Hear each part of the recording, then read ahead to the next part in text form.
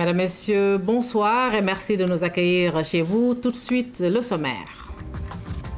Sénégal, Mauritanie, une nouvelle ère de coopération axée sur le renforcement des acquis et du partenariat issue de la visite d'État de 48 heures que vient d'effectuer le président Mohamed Ould Abdelaziz, invité du président Macky Sall. Le chef de l'État qui a également reçu les envoyés du président américain Barack Obama, ils viennent préparer la venue d'investisseurs du pays de l'Oncle Sam, un engagement tenu lors de la visite du président Obama au Sénégal. Et puis hivernage rime avec difficulté sur le plan sanitaire. Le service d'hygiène est au devant de la lutte contre les maladies liées aux inondations. Les agents du service déconseillent l'usage des pompes Jambar dans la banlieue à des fins d'eau potable. Vous le savez, le président mauritanien a effectué une visite de 48 heures chez nous. Il est rentré en fin de soirée. Nous y reviendrons en images tout à l'heure avant la fin de cette édition. Beaucoup d'activités également. Nous y reviendrons avec nos différents reporters. Parlons à présent de la coopération Sénégal-Mauritanie. Retour sur la vie des Sénégalais à Nouakchott. Ce soir, nous nous intéressons aux pêcheurs sur place. Ils mènent librement leurs activités conformément à la législation mauritanienne. C'est un reportage de Maman Moussagnan. On se croirait à la plage de Yoff, Tongor, Soumbédioune ou Guet-Ndar. Pourtant, nous sommes sur la plage de Nouakchott. Apparemment, rien ne la différencie de celle du Sénégal, même si le Wolof y est fréquemment parlé. Et la majorité des pêcheurs est composée de Sénégalais. Ce sont ces braves pêcheurs qui alimentent les marchés mauritaniens en poissons. Mais pour ce faire, il faut respecter la législation du pays. Il y a beaucoup de pêcheurs qui viennent pêcher ici, mais dans le cadre de ce qu'on appelle l'affrètement. L'affrètement, c'est-à-dire des Mauritaniens qui ont des licences, qui les mettent à la disposition des Sénégalais, donc, et qui sont soumis à des règles qu'ils ne peuvent peut-être pas accepter parce qu'on leur impose ce qu'on appelle l'embarquement. C'est-à-dire que pour essayer de lutter un peu contre le sous-emploi ou bien le chômage des jeunes, l'État mauritanien a fait obligation à ses pêcheurs d'embarquer des jeunes qu'ils appellent des stagiaires à chaque fois qu'ils doivent aller à la pêche. Bon, donc c'est des frais supplémentaires pour nos pêcheurs. Certes, la pêche est devenue plus normée en Mauritanie. Toutefois, les Sénégalais parviennent à tirer leur épingle du jeu. Mieux, ils sollicitent un soutien des banques pour pouvoir épargner. Nous avons licence de pêche. Qu'ils nous aident en diminuant la taxe sur la licence de pêche et concernant la pêche artisanale, nous voulons aussi que les pirogues qui sont là puissent bénéficier de papiers. Si des solutions sont trouvées à ces deux problèmes, je pense que beaucoup de nos difficultés ne seront que de vieux souvenirs.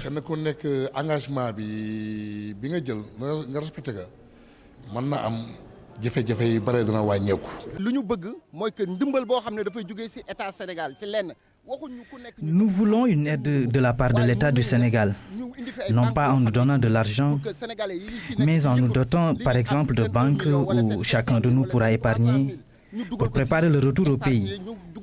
Le constat est qu'il y a des gens qui ont fait ici plus de 15 voire 30 ans et qui n'ont pas de maison au Sénégal.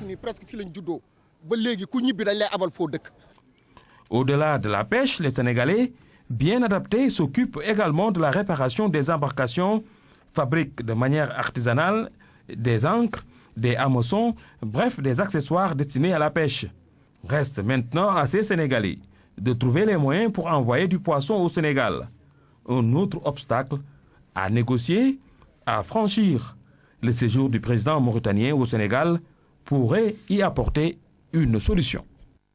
Le Sénégal et la Mauritanie dans une nouvelle ère de coopération basée sur le renforcement des acquis et l'utilisation des outils d'intégration.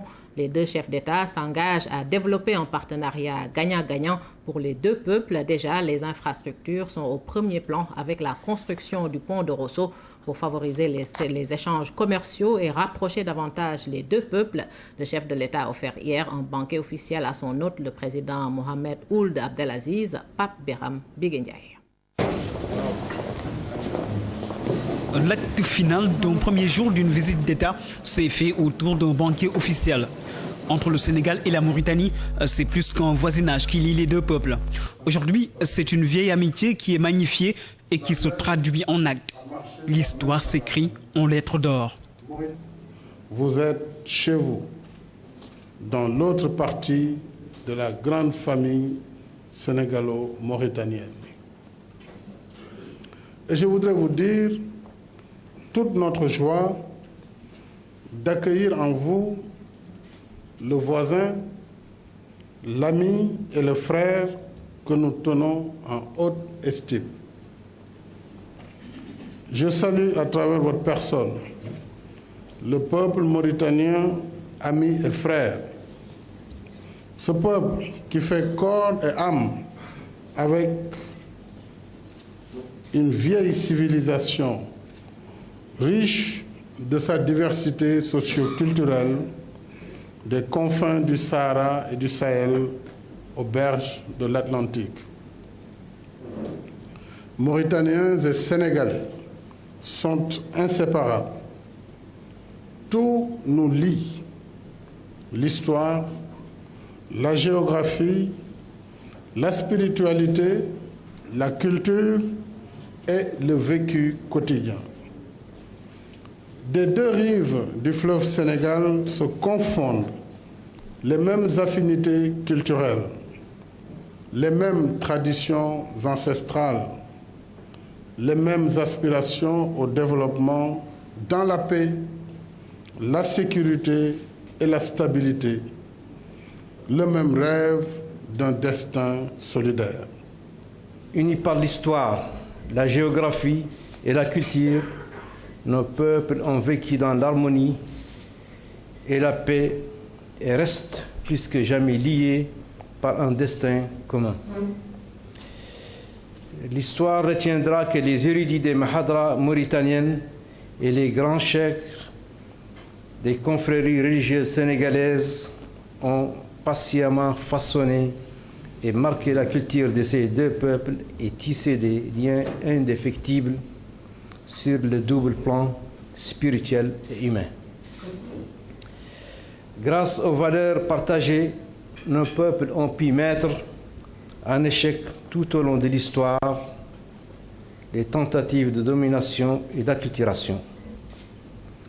Face au risque potentiel d'une mondialisation intrusive, la Mauritanie et le Sénégal se doivent de conjuguer leurs efforts afin de préserver leur précieux patrimoine spirituel et culturel commun. Pour redynamiser une coopération vieille de plusieurs décennies, les deux chefs d'État ont décidé de prendre en main le destin de leur peuple. Il s'agit de restaurer un équilibre économique à travers la réalisation de projets de développement d'intérêt commun. Monsieur le Président, votre visite, après la mienne en République sœur de Mauritanie, il y a un an, nous donne l'occasion d'aller encore plus loin dans le raffermissement de nos relations d'amitié et de coopération. Nous en avons la volonté avec le projet du pont de Rosso qui nous servira de trait d'union au-dessus du fleuve Sénégal pour renforcer les échanges entre nos deux pays et au-delà. Ce soir, Monsieur le Président et chers frères, je voudrais vous réaffirmer et vous réitérer ma ferme détermination d'enrichir avec vous le legs historique de nos anciens. Le Sénégal poursuivra dans le même esprit son compagnonnage avec la Mauritanie au plan bilatéral, à l'échelle africaine, au sein de la Oumma islamique et d'autres instances internationales. La consolidation des relations mauritano-sénégalaises requiert des efforts constants dans plusieurs domaines. Au plan économique, il s'agira de favoriser davantage les échanges bilatéraux. Dans ce cadre, Monsieur le Président et chers frères, nous devons nous employer au renforcement et à la consolidation de notre organisation commune dédiée à la mise en valeur du fleuve Sénégal au MVS. cité comme exemple de réussite en matière d'intégration sous-régionale. Excellences, Monsieur le Président, Mesdames et Messieurs, notre région du Sahel est confrontée à d'importants défis environnementaux, dont la désertification et les effets négatifs des sécheresses récurrentes mettant à rude épreuve les moyens de subsistance de nos paysans et éleveurs. Nous devons à ce propos renforcer les capacités de prévention, d'alerte et d'intervention de nos organismes régionaux tels que les SILS. Si globalement la région du Sahel connaît des déficits pluviométriques récurrents, il n'en demeure pas moins vrai qu'elle subit épisodiquement des pluies diluviennes provoquant des inondations, source de graves désagréments pour nos populations. Une diplomatie de paix, de bon voisinage, avec une ouverture sur le développement économique. La nouvelle dimension des relations sénégalo-mauritaniennes se renforce et se densifie. Les deux pays entrent désormais dans l'ère du renouveau. En visite au Sénégal, Mohamed Ould Abdelaziz s'est rendu à la maison des esclaves, une étape incontournable, riche en symboles, à Alioune Badara Kane. Pareil aux couleurs sénégalo-mauritaniennes, Gorée s'apprête à recevoir une fois de plus un hôte de marque. L'encre jetée par la chaloupe présidentielle, Mohamed Ould Abdelaziz pose le pied sur l'île Mémoire. Les insulaires peuvent enfin fêter leur illustre invité du jour.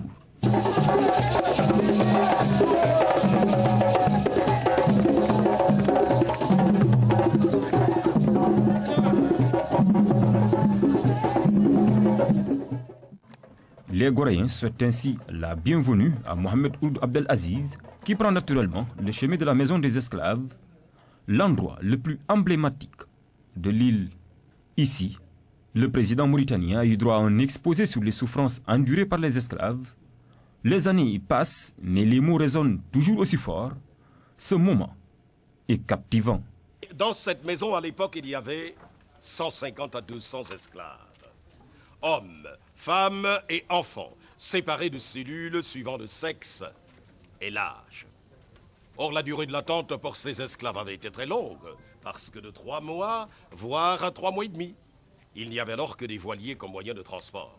Dans cette maison, des êtres humains, par la faute de leurs semblables, ont vécu le martyre avant la douloureuse traversée de l'Atlantique. Aujourd'hui, cette page sombre de l'histoire de l'humanité s'est refermée, mais il n'est pas question d'oublier. Tel est sans doute le sens du déplacement de Mohamed Ould Abdelaziz sur l'île de Gorée. Alioune Badara Kane, ils sont commerçants, bijoutiers et vivent au Sénégal. La communauté mauritanienne attend beaucoup de la visite du président Mohamed Ould Abdelaziz. Même si le Sénégal est un havre de paix pour eux, il n'en demeure pas moins qu'ils ne manquent pas de préoccupations à transmettre. Leurs attentes sont nombreuses, mais ils vivent en paix et comptent sur le renforcement de l'axe Dakar-Nouakchott. Abibou Mbaye les a rencontrés dans les rues de la capitale. Les Mauritaniens vivant au Sénégal étaient venus hisser haut le drapeau de leur pays pour souhaiter la bienvenue au président Mohamed Ould Abdelaziz. Après l'effervescence, retour sur les lieux de travail. Nous sommes à la rue 3, angle 6 de la Médina à Dakar. Le quotidien de ces commerçants est rythmé par la confection et la vente de boubous style mort. Des moments de détente avec le thé, boisson de prédilection pour tromper la fatigue et l'oisiveté. La visite du président Abdelaziz ne les laisse pas indifférents. Merci Abdelaziz. Merci Abdelaziz. Moi, Abdelaziz, moi, de Mauritanie jusqu'à Ahou, poste devant. Et puis après Abdelaziz. Abdelaziz, c'est le président. Bien de travailler. Vous demandez de Mauritanie, poste devant. Toujours avec pour le financier pour l'agriculture, financier pour le bête, financier pour le manger, les personnes pauvres, toujours renforcés pour l'argent. Il est venu, parce que Mauritanie et Sénégal, c'est la même chose. Il n'y a pas de problème, alhamdoulilah. Et puis nous aussi, les gens là,